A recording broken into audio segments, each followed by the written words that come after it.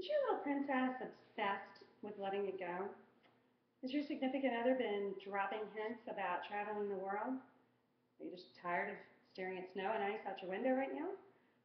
Maybe it's time to consider a trip to Walt Disney World. Proper advanced planning can not only save you time and money, it can also save your entire vacation. Hi, I'm Jennifer Stennett.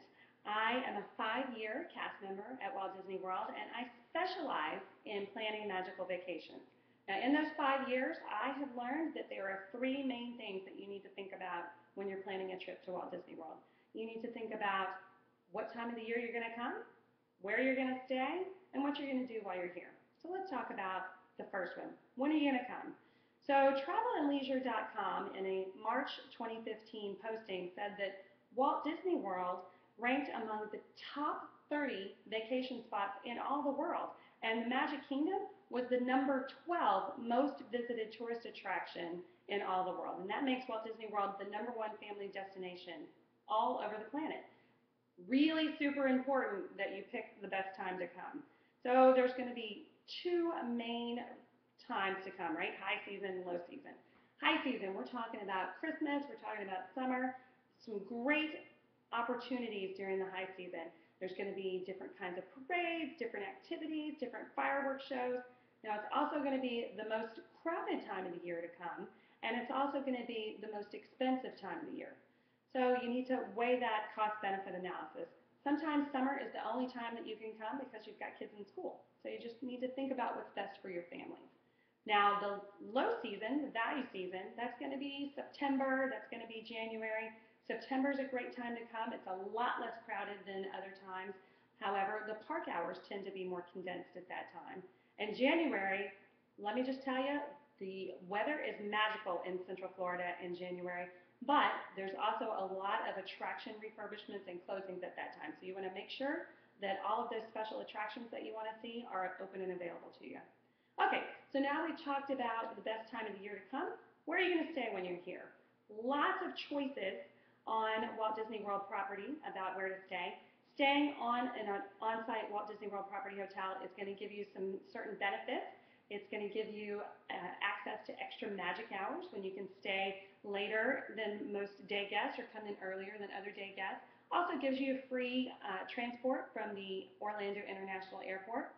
Typically, staying on a Walt Disney World property hotel, though, is going to be a lot more expensive than an off-site hotel, so you need to consider that. And frankly, a lot of people like to stay off-site just because they get all pixie dusted out and they want to move on from all that magic. Now, we've considered when you're going to come. We've considered where you're going to stay. What are you going to do while you're here? Touringplans.com, which is a fan-based website devoted to Walt Disney World, says that many families lose up to 4 hours per day because they have failed to make a good plan.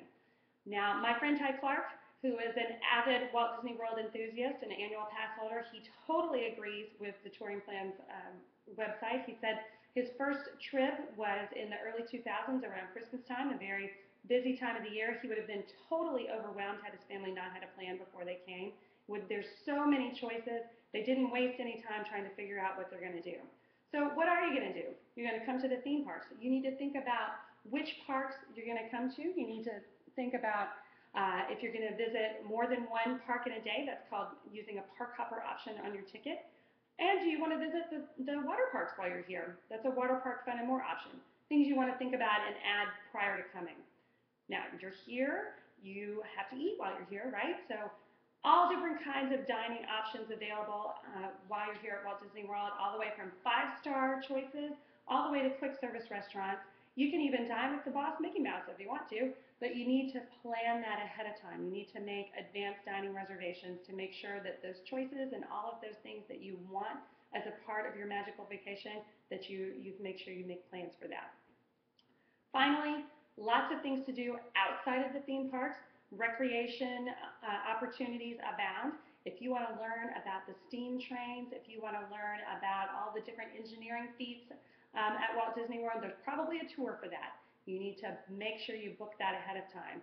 If you need a day at the spa just to relax while your honey is off at the golf course, you can totally do that. There's also fishing excursions. There's also, you could go parasailing at Walt Disney World if you want to, but the key here is make a plan before you come.